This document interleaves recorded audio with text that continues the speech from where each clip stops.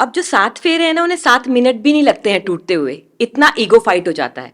तो मेरा सवाल आपसे ये है कि इस तरीके की ईगो फाइट से, इस तरीके की लड़ाइयों से कैसे बचा जा सकता है? बचने के तरीके तो दो ही हैं। हम्म। घटना घट गई है तो समीक्षा जरूर करें, हम्म। संवाद को शांत न होने दें। हम्म। ये संभव है कि किसी घटना को घटाने में हम्म। यदि बुरी घटी हो हम्म। तो दोनों पक्षों का थोड़ा थोड़ा हाथ रहा हो, पर किसका कितना हाथ है महत्वपूर्ण नहीं है, किस जगह पर चलना है वो ज्यादा महत्वपूर्ण है।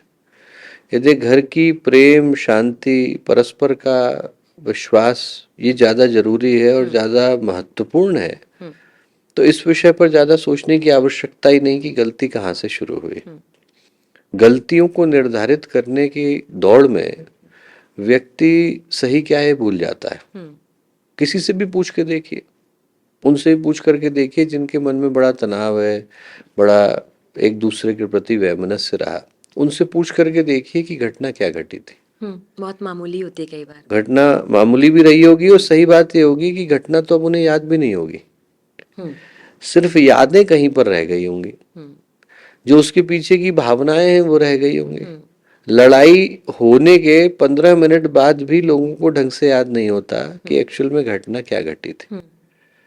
घटनाएं मामूली होती हैं, पर हमारे मन की आदत है कि उनको बड़ा बना करके बैठ जाता है।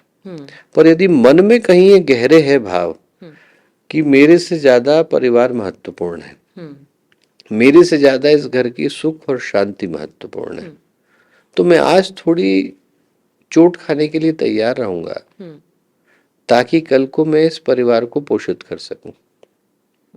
और व्यक्ति करने को तैयार क्यों नहीं होता? उसे लगता है कि यदि आज हमने छोटी चोट खाई तो कल को हमको बड़ी खानी पड़ेगी। इस भय के कारण या इस चिंता के कारण व्यक्ति सोचता है कि यदि आज मैं स्टैंड नहीं लूंगा तो कल ये संभव नहीं हो पाएगा।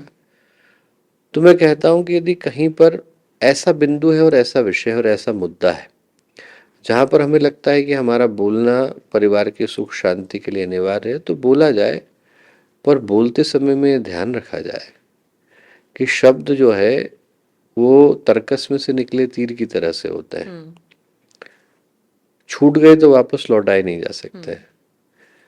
तो बोलते समय में मन को संतुलित और संयमित रख के ही बोला जाए। हमारे YouTube चैनल शांति कुंज वीडियो गायत्री परिवार को सब्सक्राइब करें एवं बेल आइकन जरूर दबाएं ताकि गायत्री परिवार की विभिन्न गतिविधियों की जानकारी आपको मिलती रहे।